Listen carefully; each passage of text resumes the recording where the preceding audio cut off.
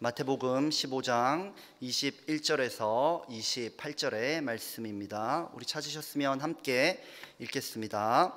예수께서 거기서 나가사 두로와 시돈 지방으로 들어가시니 가나안 여자 하나가 그 지경에서 나와서 소리질러 이르되 주 다윗의 자손이여 나를 불쌍히 여기소서. 내 딸이 흉악하게 귀신 들렸나이다 하되 예수는 한 말씀도 대답하지 아니하시니 제자들이 와서 청하여 말하되 그 여자가 우리 뒤에서 소리를 지르오니 그를 보내소서.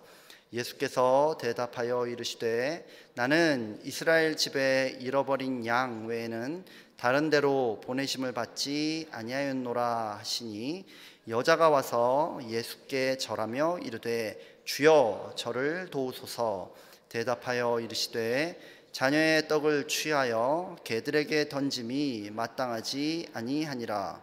여자가 이르되 주여 올소이다마는 개들도 제 주인의 상에서 떨어지는 부스러기를 먹나이다 하니 이에 예수께서 대답하여 이르시되 여자여 내 믿음이 크도다. 내 소원대로 되리라 하시니 그때로부터 그의 딸이 나으니라. 아멘.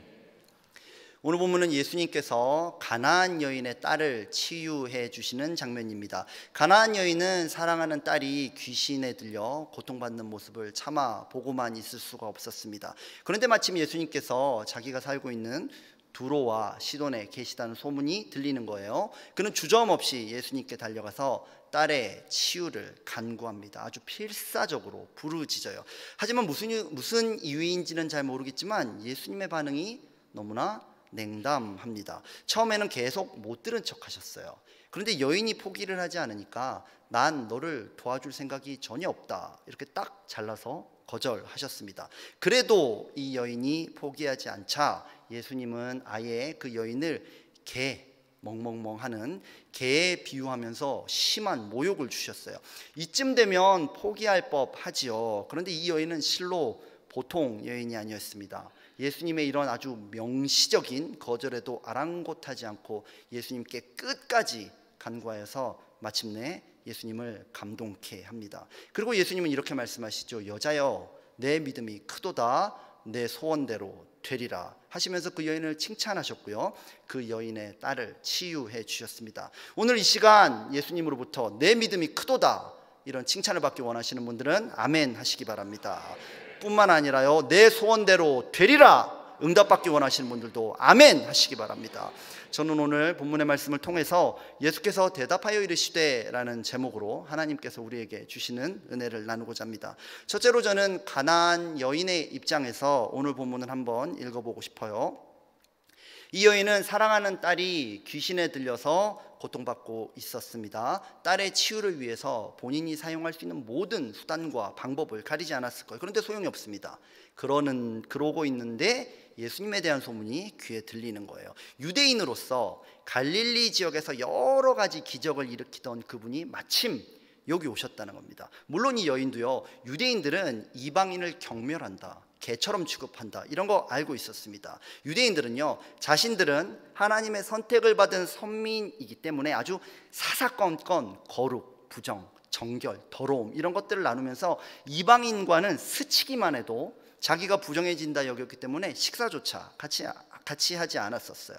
그런데 예수님은 조금 다른 것 같습니다. 이방인인 백부장의 하인이 누워서 있다는 말을 듣고 그 백부장, 이방인이죠, 그 집에 직접 가서 고쳐주겠다 이렇게 말씀을 하셨다는 거예요. 유대인 랍비가 그 더러운 이방인의 집에 간다, 이건 상상도 할 수 없는 일입니다. 온몸에 악성 피부병이 난 사람, 종교적으로는 아주 부정한 사람이에요. 이 사람이 손대는 모든 물건이 부정해지고 이 사람의 몸에 닿는 모든 것들이 부정해지는 겁니다. 그런데 예수님은 굳이 이 사람에게 가셔서 이 사람의 몸에다가 손을 대시고 치유해 주셨다고 합니다. 더러운 것을 더럽다 하지 않는 분인 거예요. 게다가 얼마 전에는 이방인들이 살고 있는 가다라 지방, 거라사라고도 하죠, 가다라 지방에 가셔서 귀신 들린 사람을 고쳐주셨는데 2명을 한 번에 고쳐주셨다는 거예요. 이게 다 마태복음 8장 단 한 절에 나온 기적들입니다. 이런 기적의 이야기를 뚝쭉 종합을 해보니까요, 예수님은 어떤 분이신가요? 이방인을 배척하지 않고 귀신도 쫓아내는 능력을 지닌 분이십니다. 이 예수님이야말로 딸을 고쳐줄 수 있는 유일한 존재인 것이에요. 그래서 그래서 여인은 주저없이 예수님을 향해 달려나와서 본문 22절에서 이렇게 말합니다. 주 다윗의 자손이여 나를 불쌍히 여기소서, 내 딸이 흉악하게 귀신 들렸나이다. 이렇게 외치죠. 소리 질렀다고 성경은 기록되어 있습니다. 그런데 예수님이 못 들으신 것 같아요. 그래서 더 크게 소리를 지릅니다. 이번에는 들으신 것 같은데 대답이 없으시네요.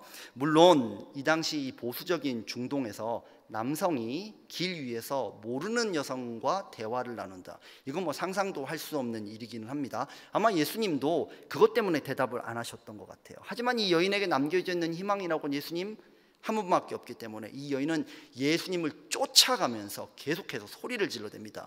예수님 주변에 있는 제자들은요, 본문 23절에서 그 여자가 우리 뒤에서 소리를 지르오니 그를 보내소서라고 예수님에게 요청해요. 선생님과 제자들이 함께 길을 걷는데 자꾸 어떤 사람이 방해를 하고 있다면 상식적으로는요, 여러분, 제자들이 나서서 그 문제를 해결하게 되지 않겠습니까? 게다가 지금 예수님 옆에는 제자들이 남자만 일단 12명이 있는 상황이에요. 그리고 그 중에는 평생을 어부로 지내면서 파도와 풍랑과 싸워온 상남자들도 있습니다. 그런데 이방 여인 한 명이 소리를 지르면서 쫓아오니까 자기들이 막을 생각은 안 하고 예수님, 저 여자 좀 어떻게 좀 해보세요. 예수님이 어떻게 해보세요. 이렇게 얘기하고 있는 거예요. 예수님 좀 쫓아내주세요, 저 여자를. 왜 그랬을까요? 제자들 눈에는 아마도 이랬을 것 같아요. 내 딸이 귀신 들렸습니다. 내 딸이 미쳤어요. 이렇게 울부짖으면서 쫓아오는 그 여성이야말로 미친 여자 같아 보였을 것입니다. 이 여인의 간절함이란 어떤 것이냐면요, 심장이 타들어가고 폭발할 것 같은, 정말 미쳐버린 것 같은 그런 간절함을 가지고 있었던 거예요. 그런데 갑자기 예수님이 뒤를 돌아보시더니 제자들에게 말씀하세요. 본문 24절에서 나는 이스라엘 집에 잃어버린 양 외에는 다른 데로 보내심을 받지 아니하였노라. 제자들은 굉장히 의아했을 겁니다. 예수님은 그동안 이방인들을 많이 고쳐주셨거든요. 또 이방 땅에도 자주 가셨습니다. 그런데 이제 와가지고 이방 땅, 이방 사람에게는 안 가겠다. 예수님이 지금 서 계신데도 이방 땅입니다. 예수님 근데 그런 얘기를 하고 계시는 거예요. 제자들은 이해가 잘 되지 않았을 거예요. 고개를 갸우뚱 하는 사이에 그 여인이 어느새 쫓아와서 예수님의 발 앞에 엎드렸습니다. 좀 무섭죠, 그죠? 쫓아와서 예수님의 발 앞에 엎드렸어요. 그리고 이렇게 간청합니다. 주여 나를 도우소서. 여기까지만 해도요, 보통 믿음이 아닌 겁니다. 많은 사람이 반대하고 있고요, 많은 사람이 정죄하고 있고, 어떤 사람은 이 더러운 여자가 어디 감히 그 여자를 정죄했을 거예요. 그런데 이 여인은 그런 것들에 전혀 굴하지 않고 예수님의 발 앞까지 오는데 성공했습니다. 그리고 외쳐요. 주 다윗의 자손이요. 이 말은요, 허름한 행색의 목수를 다윗 왕국의 영광을 재현할 메시아로 인정했다는 말입니다. 당신은 주님이시고 왕이십니다. 평범한 목수, 어쩌면 일반인보다 훨씬 더 초라해 보였을지도 몰라요. 보통 이 정도쯤 되면 예수님은 내 믿음이 크다, 네가 이스라엘보다 낫구나, 내가 너한테 뭐 해줄까, 귀신아 떠나갈지어다, 이렇게 하셔야 이게 정상이에요. 근데 지금 가나안 여인이 만난 이 예수님은, 내 눈앞에 서 있는 예수님은, 내가 엎드려서 보고 있는 그분은요, 내가 익히 소문으로 듣던 예수님과 다른 사람 같습니다. 다른 사람 같아요. 그 여인을 향해서 뭐라 말씀하시냐면요, 마태복음 15장 26절에서요. 우리 다 함께 읽어보겠습니다. 자녀의 떡을 취하여 개들에게 던짐이 마땅하지 아니하니라. 이거는 욕입니다. 욕. 한마디로 너는 개 아니냐, 개 주제에 감히? 이런 말씀을 하시는 거예요. 예수님이 베푸시는 구원과 은혜와 생명의 떡은 하나님의 자녀들인 유대인들을 위한 것이지 개 같은 가나안 사람을 위한 건 아니야. 지금까지 들었던 예수님에 대한 소문과 지금 내 앞에서 말씀하시는 예수님은 전혀 다른 사람 같아요. 참 이런 경험을 우리도 참 많이 하지 않습니까? 성경을 읽고 성경에서 만나는 예수님과 실제로 우리가 삶에서 만나는 예수님의 모습 가끔 다를 때가 있어요. 현대를 살아가는 우리는 개를 참 좋아하잖아요. 그리고 개를 참 사랑합니다. 그래서 어떤 애완견들은요, 사람보다 더 나은 대우를 받아요. 뭐 개 보험도 있고 개 밥도 굉장히 비싸더라고요. 그래서 뭐 개 팔자가 상팔자다, 뭐 이런 얘기를 하기도 하지만, 그럼에도 불구하고 이 개가 들어가는 단어들은요 대부분 아주 심한 욕에 들어갑니다. 고대 근동 지역에서는요 이 개를 길거리에 쓰레기를 주워 먹고 다니는 아주 부정한 짐승으로 봤어요. 예수님 지금 그 불쌍한 여인을 이런 개 취급을 하고 있는 것입니다. 그런데 이 여인은요 예수님의 이런 날카로운 반응에도 불구하고 예수님께 나아가는 것을 멈추지 않습니다. 예수님이, 내가 들었던 예수님과 지금 내 앞에 서 계신 예수님이 분명히 다른 것 같은데 이 여인에게는 믿음이 있어요. 이방인 백부장도 도와줬고 더러운 나병 환자도 고쳐줬고 귀신도 쫓아내 준다고 했던 그 좋은 예수님이, 그 자비로운 예수님이, 그 멋있는 예수님은 온데간데 없이 사라지고요 너무나 잔인하고 엄격한 예수님이 내 앞에 서 계십니다. 이분이 정말 내가 믿는 분 맞아? 여인은 큰 갈등에 처했지만 예수님 앞에 한 걸음씩 나아갑니다. 이 여인의 놀라운 점은 무엇인가요? 자신이 은혜 받을 자격이 없다는 것을 시인했다는 사실입니다. 주여, 옳습니다. 주님의 말씀이 옳습니다. 주님이 맞아요. 주님은 저에게 은혜를 베푸실 수도 있고 안 베푸실 수도 있습니다. 그런데 저는 자격이 없기 때문에, 저는 죄인이기 때문에, 저는 부정한 사람이기 때문에 은혜를 베풀지 않으셔도 저는 단 한마디 말도 주님 앞에 못할 것입니다. 그런데 계속 말합니다. 본문 27절에서 주여 올소이다. 많은 개들도 제 주인의 상에서 떨어지는 부스러기를 먹나이다. 저는 개가 맞아요. 저는 부정한 사람입니다. 그런데 그 개들도 주인의 상에서 떨어지는 부스러기는 먹지 않습니까? 물론 주인의 상에 올라가서 음식을 먹지는 못할 거예요. 그렇지만 바닥에 떨어지는 거, 그거는 먹지 않습니까? 주인이 설마 바닥에 떨어진 개가 먹는 음식까지 뺏어가겠습니까? 이 여인의 놀라운 점은 뭐냐면요 주인이 좋은 분이라는 것을 알고 있었다는 거예요. 마치 미친 여자처럼 예수님을 향하여 돌진하는 믿음, 그분 앞에 나의 모든 것을 내던지는 믿음, 그것에 더해서 주님은 선하시다, 이러한 믿음. 오늘 우리의 신앙에서 가장 큰 어려움이 무엇이냐 이렇게 꼽는다면 저는 주님의 선하심을 참 믿기 어렵다는 사실이라고 하고 싶어요. 하나님의 은혜를 마땅한 권리로 받아들인다는 것이죠. 내가 하나님 믿어줬잖아요. 주님이 선하긴 뭐가 선해요? 내가 선하죠. 내가 여기까지 와줬잖아요. 내가 예배드리러 와줬죠. 내가 안 한 게 뭐가 있어요? 헌금도 했죠. 봉사도 했죠. 기도도 했죠. 그런데 왜 내 기도 안 들어주세요? 예수님 나쁘십니다. 하지만 이 여인은 자기 처지를 직시하고 있어요. 예수님의 말씀이 다 맞습니다만 주님은 선한 분이시죠. 저는 주님의 선하심을 믿습니다. 그러자 예수님이 이렇게 대답하시네요. 우리 마태복음 15장 28절 말씀을 함께 읽어보겠습니다. 여자여 내 믿음이 크도다. 아멘. 한국어 성경을 보면 여자여 이렇게만 번역을 했지만 헬라어 원어 성경을 보면요 오 여자여, 예수님이 이렇게 감탄하세요. 여자는 큰 칭찬을 받고 있는 것입니다. 그 원인은 무엇이에요? 이 여인은요 예수님이 가지고 있는 능력뿐만 아니라 그분의 인격, 성품, 사랑, 자비, 그분 자체를 믿었던 것입니다. 이 여인의 믿음이라는 건 뭐냐면요 상황이 어떻게 돌아가든지 상관이 없어요. 주변 분위기가 어떻든지 아무 상관이 없어요. 심지어 내가 처해 있는 이 모욕과 고난이 주님으로부터 말미암은 것이라 할지라도, 이 고난을 만들어낸 존재가 주님인 것 같다 할지라도 도무지 이해가 안 되는 이 상황에서도 주님은 선하십니다. 나는 주님의 선하심을 믿습니다. 여러분들도 주님의 선하심을 믿는 믿음으로 주님을 깜짝 놀라게 하는 분들 되시기를 예수님의 이름으로 축원합니다. 아멘. 저는 의외로 멘탈이 좀 약해요. 몇 주 전에 서부교구 여선교회가 헌신예배를 드렸습니다. 그때 이제 난타 이렇게 막 두들기는 거, 난타 공연을 했는데 몇 개월 전부터 여선교회 회원들이 모여서 계속 이제 뭐 밤새도록 북을 두들기는 거예요. 여선교 회장인 집사님은 거의 매일 아이 둘을 이제 뭐 안고 업고 밀고 이렇게 나와서 난타를 연습하면서 헌신예배를 준비했습니다. 이게 여선교 회원들이 이거 두들기는 걸 보니까 이게 헌신의 두들김인지 아니면 분노의 두들김인지 모르게 막 이렇게 스트레스를 풀면서 막 하고 있는데 저는 그 실력이 처음에는 좀 심각했죠. 근데 그 실력이 어떻든지에 상관없이 우리 여선교 회원들의 헌신이 너무너무 감동이 되는 거예요. 특별히 우리 여선교 회장 같은 경우는 정말 너무 헌신적으로, 그리고 아이들까지 데리고 나올 수밖에 없는 상황이었기 때문에 더 마음이 짠하잖아요. 그러니까 이제 여선교 회장을 볼 때마다 계속 기도하면서 큰 은혜가 임할 줄 믿습니다. 당신의 헌신에 하나님이 응답하십니다. 하나님은 반드시 헌신을 갚아주는 분입니다. 이렇게 매일 선포하고 기도했거든요. 근데 헌신 예배 바로 전날 그 아들이 여기서 놀다가 바닥에 딱 떨어졌는데 머리가 깨져버렸습니다. 그리고 혹이 이렇게 난 거예요. 이렇게 난 거예요. 일단 그 다음 날이 헌신 예배였기 때문에 그날은 뭐 어떻게 할 수가 없었고, 그 다음 날 이제 오전에 간단히 이제 병원에 가가지고 진료를 했는데 아이의 상태가 뭐 이렇게 썩 좋은 것 같지 않다, 이런 소견이 나왔어요. 그래서 며칠 뒤에 이제 CT 촬영 예약을 잡고 이제 갔습니다. 머리가 깨진 뒤 시간이 좀 지난 시점이었어요. 그 CT 촬영을 하고 왔을 때 제가 기대했던 건 뭐냐면, 주님은 좋은 분이십니다. 주님은 아들이 머리 바닥에 떨어져서 머리를 쪄도 강건하게 하신 분이십니다라는 간증이 나올 줄 알았거든요.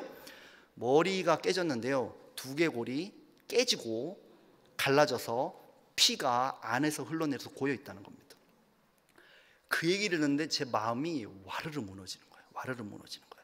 그 이야기를 듣자마자 저는 바로 이제 그 병원에서 오고 있는 그 아이의 집으로 찾아갔어요. 그래서 그 여선교 회장 집사님의 이제 어깨를 붙들고 아이의 아픈 곳에 손을 얹고 기도하는데, 엄마는 멀쩡한데 제가 너무 서러운 거예요. 하나님이 세상에 어떻게 이렇게 할 수가 있나. 지금 여선교 회장이 이렇게 헌신적으로 헌신하는 거 하나님 다 봤을 텐데, 봐놓고도 어떻게 하나님이 이렇게 아이의 머리를 이 모양으로 만들어 놓을 수 있나, 이런 생각이 드니까 제가 너무 나쁜 건가요? 네. 너무 서럽더라고요. 이 정도 헌신했으면 하나님이 하늘의 창고를 열고 복을 막 쏟아부어줘도 모자랄 판인데, 아이를 다치시게 하면 하나님 앞으로 여선교 회원들 헌신 어떻게 하라고 얘기하실 겁니까? 그리고 솔직한 말로 저는 뭐가 됩니까? 주님이 복을 주십니다. 주님은 응답하십니다. 주님은 선하고 좋은 분이다라고 계속 얘기했는데 아예 머리가 깨져서 온 겁니다.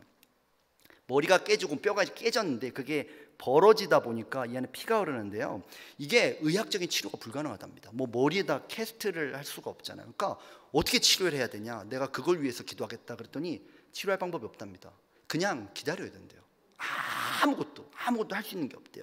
근데 이 집사님이 뭐라 얘기하시냐면, 이것도 헌신 예배를 앞두고 다 하나님의 뜻이 있지 않겠습니까? 저는 하나님의 돌보심을 믿습니다. 그래서 감사드려요. 이렇게 얘기하는 거예요. 역시 우리 교회는 교역자보다 일단 뭐 여선교 회장이 더. 근데 제가 볼 때 그 정도면 미친 겁니다. 미치지 않고는 그런 얘기가 나올 수 없는데 그 미친 소리를 하고 있는 거예요. 그리고 나서 저는 나중에 깨달았습니다.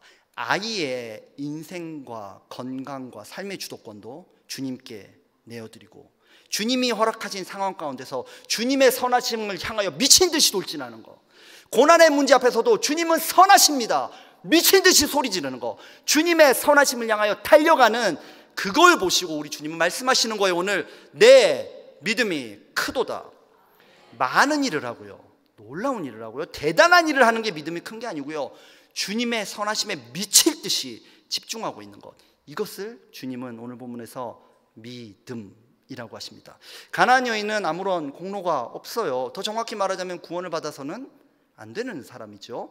그런데 은혜를 받습니다. 이 여인이 한 게 뭐가 있어요? 주님 앞에 뛰어나와서 주님 앞에 계속 간구해서 주님 앞에 겸손했기 때문에 은혜 받았습니까? 맞습니다. 그런데 오늘 본문이 집중하고 있는 것은 그 내용이 아니에요. 오늘 본문은 뭐라고 얘기하냐면, 이 여인은 은혜 받아서는 안 되는 사람인데 주님이 선한 분이었기 때문에 구원받았다.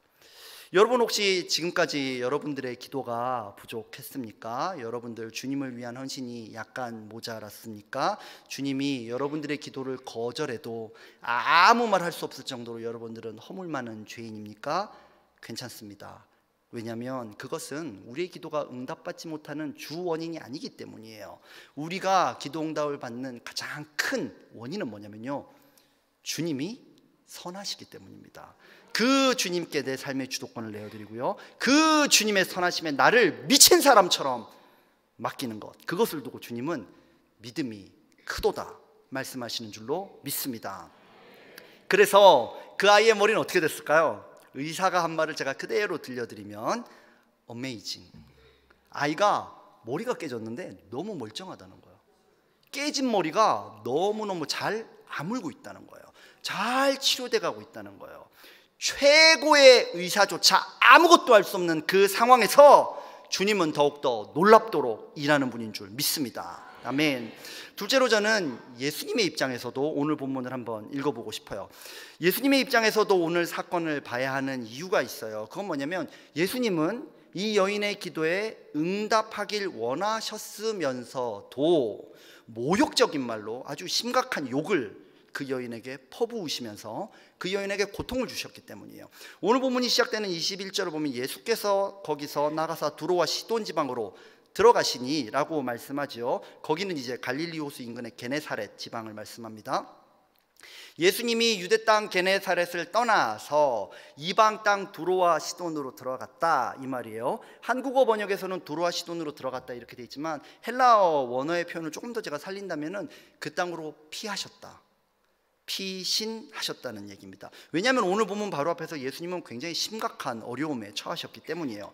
바리새인을 포함한 유대 종교 지도자들이 예루살렘에서 게네사렛까지 90마일이 넘습니다. 이 거리를 찾아와요.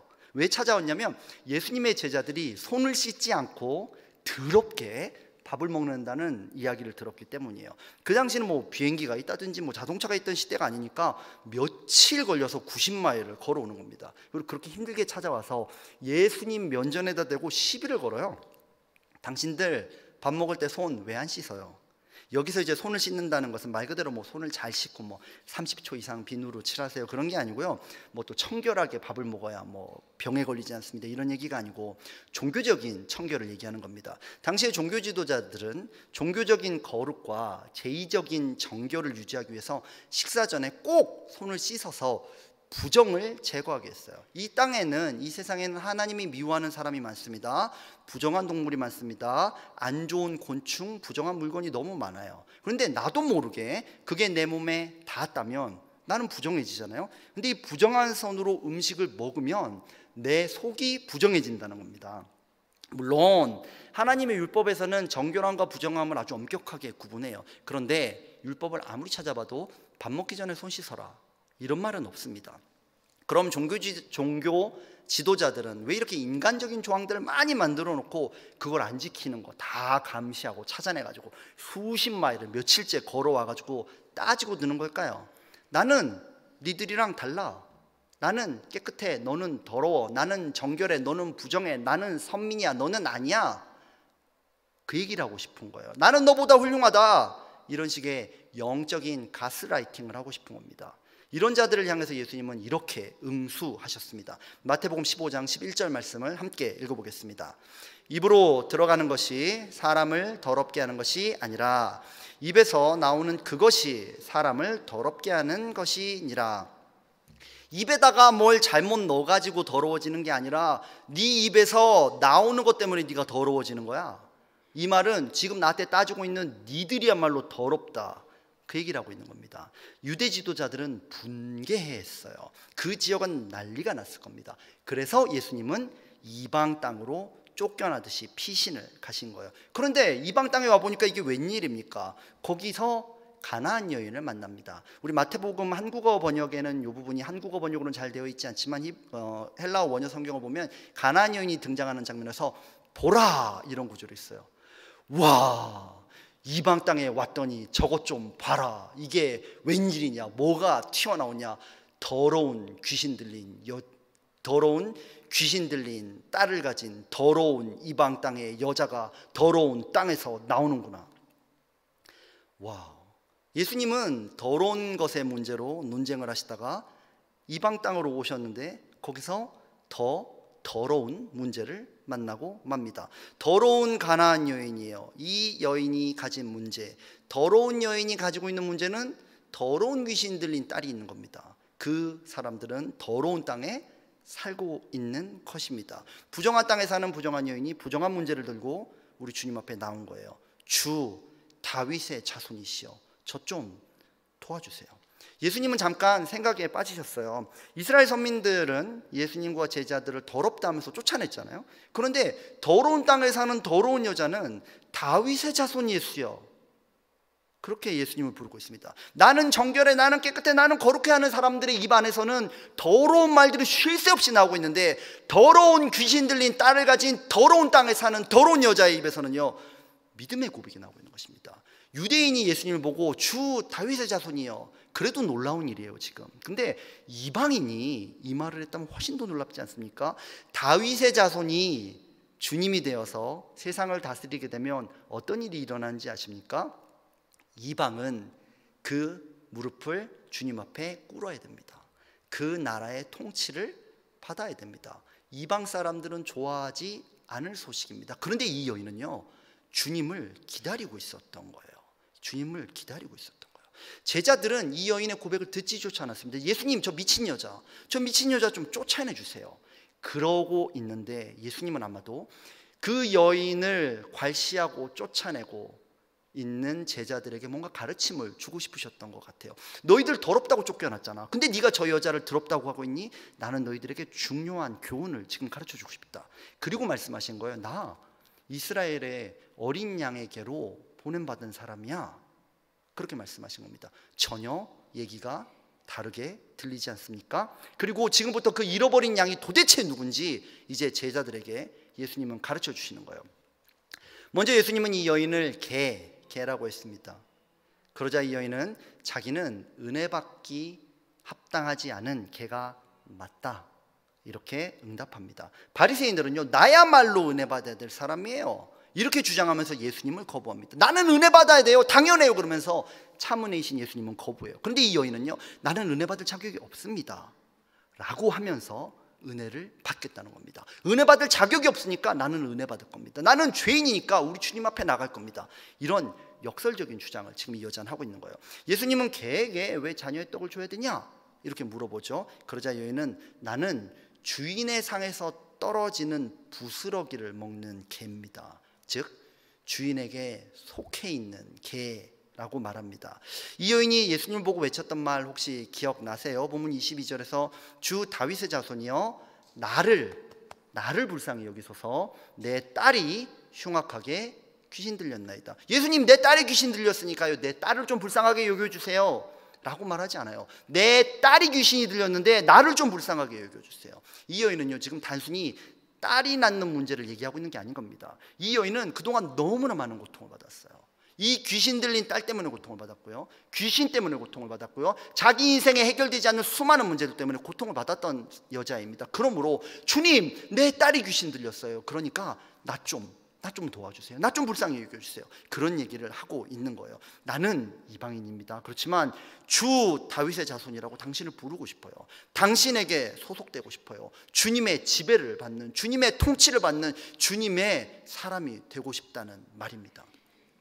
이방의 여인의 입술에서 이런 고백이 나온 것입니다. 그리고 예수님은 그것을 제자들에게 자랑하세요. 뭐라 말씀하시냐면요, 내 소원대로 되리라. 아마 딸을 치료하는 것이 목적이었다면 그래, 귀신은 떠나갈지어다 라고 하셨을 거예요. 근데 예수님은 귀신 얘기는 하지도 않으시네요. 내 소원대로 되리라. 네 인생에 있었던 수많은 문제들이 있지, 네 아픔이 있지, 딸 때문에 겪었던 거 있지, 이방에 따르면서 겪었던 수많은 고통들이 있지, 나 그거 다 알고 있어. 네 소원대로 되리라. 기도 응답이 더디 이루어지고 있습니까? 여러분들 주님 앞에 간절히 기도하는데 주님이 너무나 냉담한 것처럼 느껴지실 때가 있으세요? 아니면 더 나아가서 주님이 혹시 여러분들의 삶을 뒤집어 놓고 계십니까? 그렇다면 여러분들이 하고 있는 기도보다 더 놀라운 일을 주님이 준비하고 계신 줄 믿습니다. 저는 한 성도님의 이야기를 그분의 허락을 받아서 여러분들과 나누려고 합니다. 이분은 본인 스스로 신앙이 깊지 않다고 이야기를 하세요. 이제 저희 교회 새가족 성경 공부를 마친 지 얼마 되지 않은 분이시니까 그럴 것 같아요. 하지만 제가 볼 때는 참으로 믿음으로 한 단계씩 전진하고 계신 그런 분이세요. 신앙이 너무너무 아름답게 성장하고 계신 분이에요. 제가 교구장이 돼서 그분을 처음 만났을 때 이제 기도 제목을 물어봤는데 자녀의 대학 진학이 기도 제목이라고 하시더라고요. 꼭 원하는 대학이 있는데 거기 이제 자녀가 가면 좋겠다 그러시는 거예요. 그래서 이제 뭐 제가 봤죠. 근데 그 아들이 예배를 너무너무 잘 드리는 아들이에요. 정말 와, 멋있다. 그런 생각이 드는 아들입니다. 저는 그래서 이제 그분, 그 어머니를 만날 때마다 기도하고 또 보일 때마다, 얼굴이 보일 때마다 기도했어요. 그러니까 여러분 교회를 자주 오셔야 돼요. 그래야 이제 교역차가 눈에 보일 때마다 기도를 하지 않겠습니까? 보통 이제 교역자들이 기억력에 한계가 있기 때문에 기도 부탁을 해도 뭐 열심히 하는 교역자님들도 있겠지만 저는 이제 두뇌에 한계가 있다 보니까 눈에 보이면 즉시 기도하고 안 보이면 노트 찾아서 기도합니다. 그러니까 꼭 눈에 서부교고 잘 보이시기를 예수님의 이름으로 부탁드립니다. 여기저기 대학에 합격이 되고 있는 거예요. 이제 되고 있는데 그 어머니가 기도하고 있는 대학은 합격이 안 되는 거예요. 이 아들은 신앙생활을 잘하고 있고 어머니는 기도하고 있고, 그러니까 예수님이 좀 들어주시면 좋겠다 이런 생각이 드는데 그 기도가 응답이 안 되더라고요. 근데 어느 날 토요일 새벽이에요. 그분이 새벽 예배에 나왔더라고요. 저는 너무 반갑더라고요. 너무 반가워서 이제 바로 이제 그분한테 인사드리고 이제 기도 시간에 그분한테 이제 안수를 하면서 대학 합격을 위해서 정말 간절히 기도했습니다. 대학 합격만 기도했겠습니까? 학비도 기도했습니다. 기숙사도 기도하고요. 기숙사에서 만날 친구까지 전부 다 기도했어요. 기도하고 이제 그 어머니는 이제 집으로 가셨고 저는 이제 주일 준비를 했죠. 그리고 그 주일, 바로 다음 날, 그 주일이 지나고 월요일이 된 거예요. 월요일에 합격 발표가 났어요. 주님은 그 어머니의 기도를 듣고 응답하는 좋은 분이셨습니다. 그런데 저는 그 합격 소식을 보고 너무나 기뻤지만 몇 가지 합리적인 질문을 해보았어요. 주님은 도대체 언제 합격시켜줘야 되겠다 이런 결정을 하신 걸까요? 새벽 예배 오는 걸 봤어요. 너 새벽 예배 드리니까 내가 네 아들 합격시켜줘야 되겠다 그랬다면 토요일 오전 시간, 또 주님이 또 하나님도 주일날은 바쁘시잖아요. 그러니까 토요일 오전 오후 시간, 월요일 오전에 잠깐 이때 응답을 하셔야 되거든요. 근데 하나님은 할 수 있어도 학교 행정 관계자는 그걸 못 하겠더라고요. 그러니까 그건 아닌 것 같아요.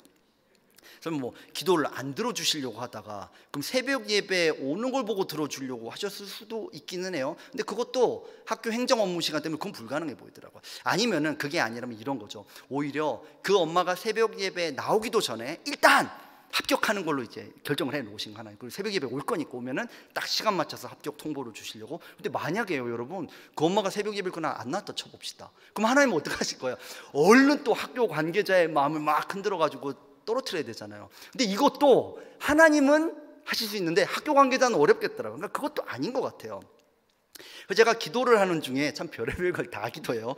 기도를 하는 중에 아주 쉬운 결론이 났습니다. 그건 뭐냐면 주님은 이미 좋은 걸 예배해 놓으셨어요. 그리고 그 어머니가 토요 새벽 예배에 나와서 기도하도록 성령으로 감동을 하셨고요.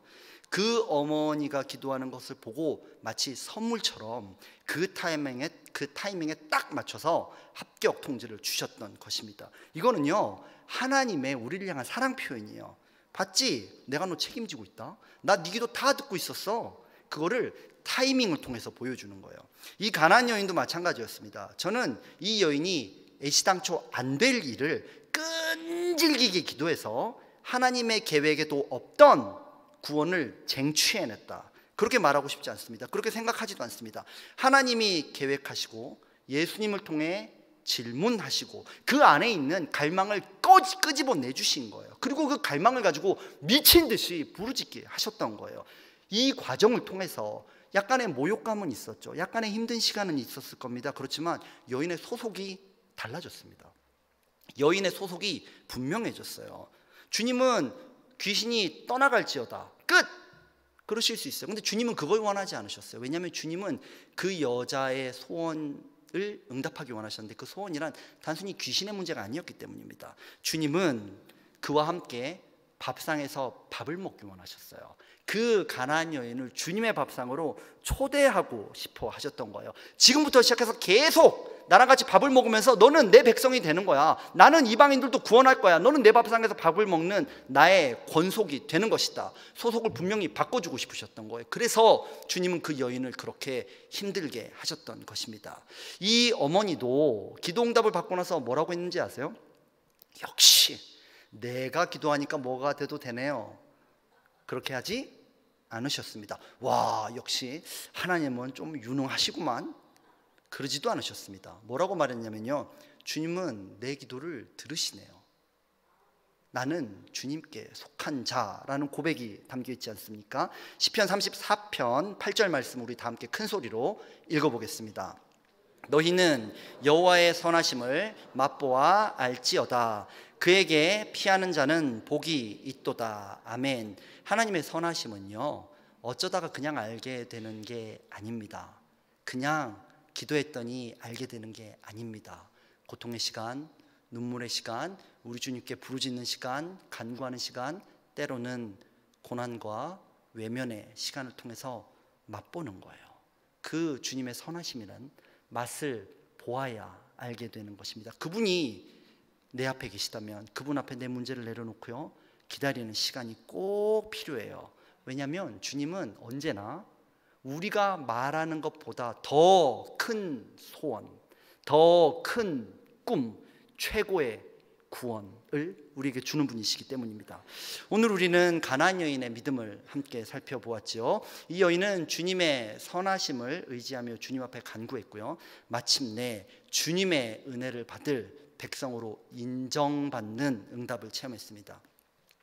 여러분은 혹시 이스라엘이라는 이름이 어디서 유래했는지 알고 계십니까?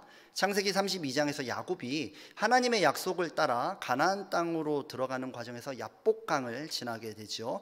거길 넘어가려고 하는데 하나님의 사자와 씨름을 합니다. 야곱은 이 씨름에서 이기지 못했습니다. 그런데 끝까지 하나님의 사자를 붙잡고 매달려서 복을 간구해요. 그리고 하나님은 그것을 허락하셨습니다. 물론 씨름은 하나님의 사자가 이겼어요. 그런데 하나님은 야곱에게 이스라엘, 하나님과 겨루어 이겼다, 이런 이름을 주십니다. 그게 바로 이스라엘이에요. 오늘 가나안 여인은 어떻습니까? 예수님을 붙잡고 은혜를 구합니다. 무조건 앞뒤질 것 없이 예수님 저 좀 도와주세요. 예수님의 다리를 붙잡고 간구하고 있어요. 예수님을 감동시켜버리고 말았습니다. 예수님을 이겨버리고 말았습니다. 고정돼서 변화될 수 없는 내 인생의 부정함의 문제, 주님과 싸워서 이겨버렸다는 것입니다. 예수님이 내 삶의 주도권을 갖고 계시기 때문에 주님이 무조건 이기세요. 주님이 무조건 옳습니다. 그러나 옳소이다마는 나는 주님 없이는 되지 않습니다. 주님은요, 이 말에 꼼짝하실 수 없어요. 왜냐하면 주님은요, 우리를 사랑하는 분이시기 때문이에요. 주님은 나의 모든 허물과 죄와 부정함을 십자가에서 깨끗하게 청산하시고 나를 그분의 백성으로 삼아주신 선한 분이시기 때문입니다. 이제 우리 함께 기도하기 원합니다. 이 시간 주님을 감동시킬 분은 누구십니까? 그렇다면 여러분들은 무엇으로 주님을 감동시키려 하십니까? 주님, 저는 죄인입니다. 저는 주님의 은혜를 받기에 합당한 사람이 아닙니다. 저는 기도할 자격도 없어요. 하지만 저는 십자가에서 나를 위해서 죽으신 예수님, 나를 사랑하셔서 그 몸을 찢으신 우리 주님의 선하심을 믿습니다. 주님, 응답하여 주옵소서. 지금 이 자리에 계신 여러분들, 주님을 감동시킬 수 있다면 주님의 선하심을 믿는 믿음으로, 미칠 것 같은 부르짖음으로요, 주님을 감동시킬 수 있다면 우리 삶에 하나님의 새 역사는 반드시 나타날 줄 믿습니다. 우리 그 좋으신 주님의 이름 한번 크게 부르시고 통성으로 기도하겠습니다. 주여!